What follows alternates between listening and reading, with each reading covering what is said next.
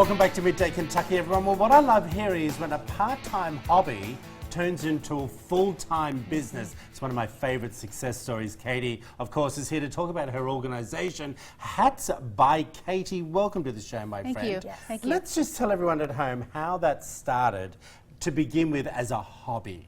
It did. When I first started carriage driving, I have a big head and a lot of hair, so I started making my own hats. And then it just grew to friends' hats, and then I went to work for my father's firm on Wall Street. I was an economic major in college, and my business started growing and growing, and I thought, what am I going to do for the rest of my life? And it just kind of followed naturally. I fell into it, really. So how hard is it for you to actually make a hat to begin with? For everyone at home that's watching you, how would one start? Well, I went to FIT and took some classes at night in New York okay.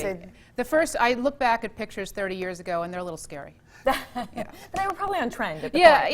Yeah. But it's a lot of work. It's a lot of trial and error. Really? A lot of working with colors and clients. Yeah, but it's a labor of love. Gotcha.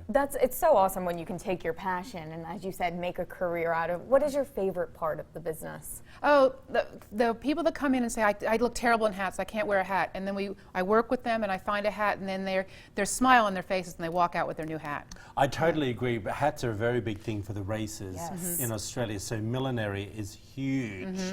I do find it interesting exactly what you just said about women feel that hats don't suit them. Right. Why is it so important? Like, you can go, everyone, to the local department store and collect a hat, but when you have a hat made for you, what are the things that you're looking for as inspiration? Person's personality, their dress outfit, what's going on?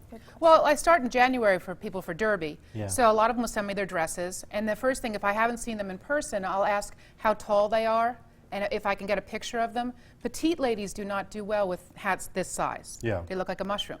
Yeah. So I try to work with them, and then I get their face, and then if I haven't dealt with them before, I'll usually start with a smaller brim with a smaller person. Okay. It's interesting you say that, because as somebody who didn't grow up on the race circuit, hats are a little bit intimidating, and you never know whether to buy a dress to fit your hat or a hat to match your dress. What do you recommend? It's 50-50. Yeah. It really is, yeah. Yeah, it's usually easier to find a dress to match a special hat. Well, especially if you're having one made, you can buy the dress and then get the hat made. Right. But the years being in this type of business, I used to see women madly running around the day of or the day before because they've freaked out because they haven't got the hat. Hat emergencies. Yes. How do you feel? Where do you go? Fascinator or hats? What do you prefer? Hats. You prefer Always. a hat. I I'm a hat prefer a girl. hat too. Yeah. There's nothing more glamorous No. than a hat. They are Okay, beautiful. Derby is renowned for their outrageous hats. How do you feel about that? I try to stay in my own lane. You're more classic. Yeah, I can I am. see that with your work. Yeah. All right, so let's talk a little bit about, you just had a run-in with royalty as well, and you made a hat for one of the royal family. Yes, I made a hat for Lady Louise. She is Sophie and Edward's daughter, and she drove at the Royal Windsor Horse Show this year with her fell pony.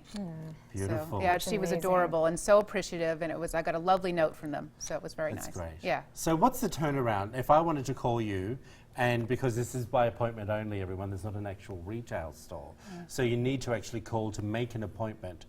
What's your likelihood of a turnaround? If it's a custom hat, it's 4 to 6 weeks. Really? Okay, so you need to know ahead of time. But I have on my wall in my studio everywhere between 200 and 300 hats available for Oh, purchase that there. many? Okay, Oh, yeah. right there. Right That's there. good to They know. can drive up and do that. And also my Oh, website is okay. very good busy. to know. Well, we're going to put all that information Yes. up on the Yeah. screen now, everyone. There it all is, hatsbykate.com. Phone number as well, Facebook page. That sounds fantastic. Thank you, my friend. Beautiful. Thank you. Absolutely It feels gorgeous. funny saying Katie on this, because that used to be our co-host. Oh, really? You heard she got kicked. No. What? You kicked her off. No, that's Game of Thrones. That's not true. back after this short Thank break. you. You're welcome. Good day.